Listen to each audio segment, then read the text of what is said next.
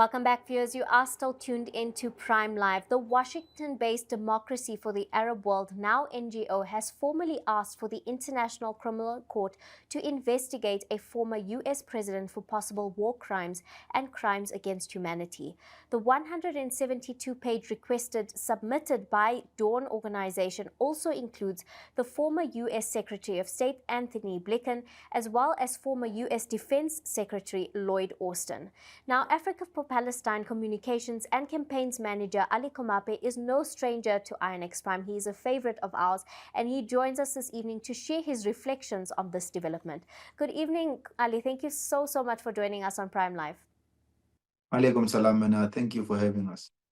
Now, to start off our conversation this evening, I want to start off by talking about South Africa's, of course, incredible presence at the ICC and at the ICJ. And the last two arrest warrants were actually issued by the ICC against Netanyahu as well as Gallant. How much more pressure do you feel is being put on these people or these countries who have actually aided the genocide that is taking place in Gaza? Look, I think the tide is turning. If you were to ask me 2 or 3 years ago if there would be in the International Criminal Court warrant against Bibi Netanyahu and one of his co-conspirators, if there would be a case at the International Court of Justice of genocide against Israel, I would have said, no, you're kidding. But we've gone this far. So I think the tide is turning, and I think the pressure is mounting. I don't believe that we can equate it to we need this much pressure or is this amount of pressure that's necessary for this type of result. What we are seeing is the world saying we've had enough of Israel, and then we are taking steps towards resolving the Palestinian question of occupation and apartheid. So these are international organs that are responding to this. And of course, like I said, we cannot really quantify the amount of pressure that is necessary. But after this, you look at businesses that are going to start closing down. You look at cultural organization and cultural entities isolating Israel or boycotting Israel. You look at academia and academics worldwide isolating Israel. So we cannot really quantify the amount of pressure that's needed. But pressure is pressure, and we appreciate every angle that will come into squeezing Israel out of historic Palestine. Absolutely. No, I couldn't agree more with that. I think just between the time and space that we last had a conversation with you to our interview now, I think there has been, like you said, a lot of steps in the right direction, a lot of improvements, a lot of things that we are seeing that are bringing us a lot of hope when it comes to, the possible liberation of Palestine. We are taking those small steps in the right direction. Of course, this added pressure, of course, is wonderful to see in the international space. But when it comes to the United States, right, what is your take when it comes to the U.S. Congress taking steps to push through a bill to actually sanction not only the ICC itself, but also any individual justices at the court for daring to go after Israel in any way? Look, this is not the first time the threat has come. And coincidentally enough, this threat comes from the same president. When Trump was a president 4 years ago, and before he ended his term, he had threatened the ICC when they made it public that they intend to investigate war crimes committed by Israel in Palestine. Trump threatened to defund them. He threatened to sanction them. So this is not the first time he does this. But here we're dealing with what Africa of Palestine described as a lunatic, a man who's not of sound mind. He is impulsive in his decisions. They lack reason or logic. We doubt he's going to sanction. Number one, the prosecutor of the ICC prosecutor. Number two, we doubt he's going to sanction those who sit on the bench of the International Criminal Court.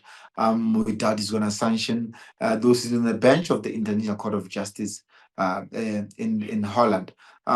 He's a crazy man. We don't think he has comprehension of what he says, or we don't think he's in charge of his faculties. These threats are empty. We don't see them as happening. And I think those that are in charge of the levers of power at the International Criminal Court and International Court of Justice see this threat for what they are, empty threats. The work will continue. The case at the ICJ is continuing, that South Africa has lost. This new application by this American organization is just going to bolster what has already been there. The warrants of arrest are there for Netanyahu and his conspirators. Nothing will change. Nothing Trump says or threatens will change that. The work continues. Now, when it comes to, one of the biggest things I have seen coming out in conversations and arguments in the global space is, of course, that we often hear about how Israel and both the United States of America are both not signatories to the Roman statutes. Now, can you explain how these international courts are still able to hold them accountable and still have the right to hold them accountable? Look, the Rome Statute is primarily an agreement between several states to one convention that says this type of crimes can be prosecuted elsewhere on foreign soil.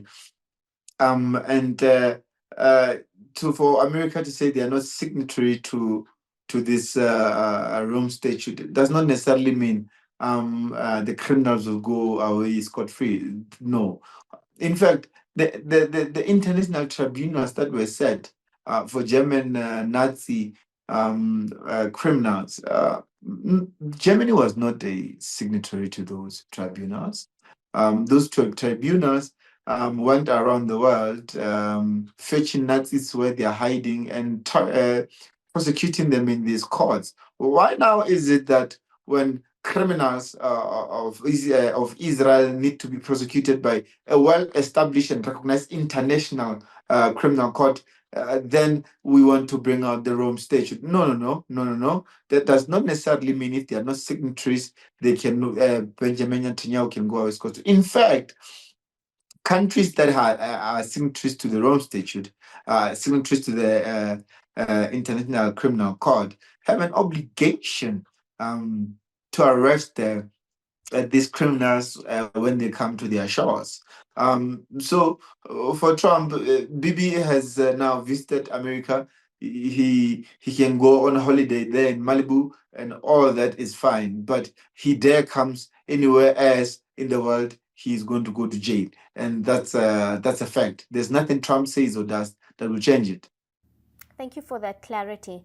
Now, to close off our conversation today, we have seen that since his coming into power, Donald Trump has had a very clear vision and a very clear idea of what he thinks of South Africa and the kind of message he's sending to the world about what he thinks about South Africa. We've seen a lot of misinformation being shared on his part, and a lot of people are, of course, attributing his actions, or rather his attitude towards South Africa, because of our very strong stance against the US and Israel and any country that supports the genocide that is taking place within Palestine. When it comes to what you would have to say to the lawmakers of South Africa regarding all these empty threats that are, of course, coming from Donald Trump, of course, opening the US borders to people in South Africa who feel they need a safe haven, what is your message to the South African lawmakers when it comes to this very clear vendetta that Donald Trump seems to now have against South Africa? An empty tin makes the loudest of noise, and a dog does not bark at a stationary vehicle. The reaction by Trump and his government is a result of the great actions by the South African government on the international arena as it relates to Palestine. More especially the case at the International Court of Justice. Interesting fact. When Biden's government saw what South Africa was doing, sent a high-level delegation to South Africa to convince, at first, the Department of International Cooperation, International Relations and Cooperation, which is the Foreign Relations Ministry of South Africa, to drop this case. When Minister Naledi Pandor visited the United States, some congressmen had dinner with her and hosted a number of meetings to say, hey, drop this thing. Now, Trump sees that has not worked. You cannot convince us on principle that South Africa must drop the case at the International Court of Justice. Now, Trump comes in as a president after Biden and now wants to strong arm South Africa into dropping the case at the International Court of Justice. Not going to happen. In fact, there are a number of things that South African lawmakers and the South African population must see that Trump does. Trump does not, like I said, he's a man not in charge of his faculties. He's a crazy person.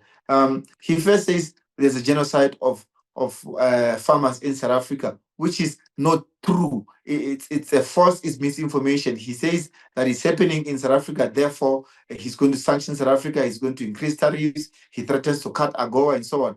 But he refuses to see the genocide in Gaza, right? That's the first one. Second, he says that there is a threat to land, for land grabs in South Africa. But then in turn, he says he's going to take the Palestinian lands of Gaza and turn them into some international beachfront resort. This is a crazy man. He's unhinged. So he does not understand what he's saying. And another one, him and his lecky Elon Musk, he goes out and cuts the budget of US aid. He says that part of the money they were using was to send condoms to Gaza. He thinks it's Gaza in Palestine. Crazy, mad person.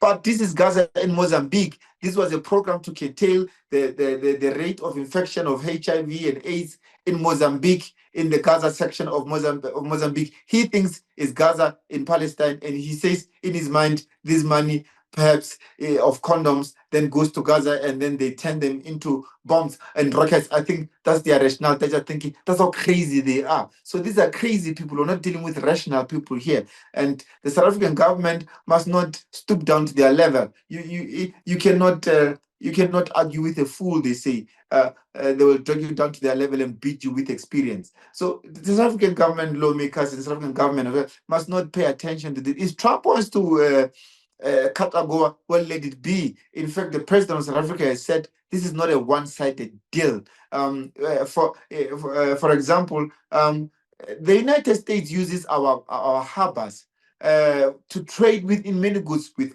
Botswana, with Zimbabwe, with Lesotho, with other southern African countries. If he says he wants to cut AGOA, well, boo-hoo, he's going to lose privileges of using our harbors for trade. The United States in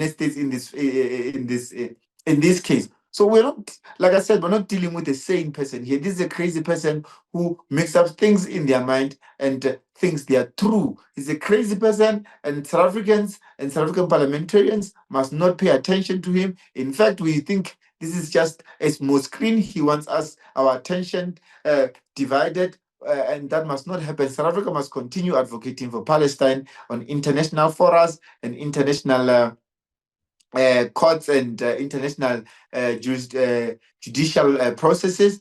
And on the second front, South Africa must continue domestically speaking for Palestine and advocating for Palestinian freedom and liberation. So that is our program. Anything else is a sideshow that we should not pay attention to. Absolutely. I think, if anything, it reflects how much he wants to derail the successes of South Africa by sharing this kind of misinformation. But like you said, it's absolutely not going to work. And I'm reminded of the words shared by South Africa, is that we will absolutely not be bullied. And we've absolutely, kind of made sure to say that we are absolutely an international actor. We will not be bullied, and will absolutely not stand down when it comes to advocating for the liberation of Palestine. But Alie, thank you so much for joining us once again on Prime Live, and thank you for sharing your insight, your thoughts, and your observations with us this evening. Alaikum salam, and thank you for having us. Viewers at home, that was Alie Komape from Africa for Palestine. Do stay engaged on this conversation and share your thoughts and your comments with us on our social media platforms. We would love to hear from you. But on that note, it is time for us to head over to an ad break, and we'll come right back.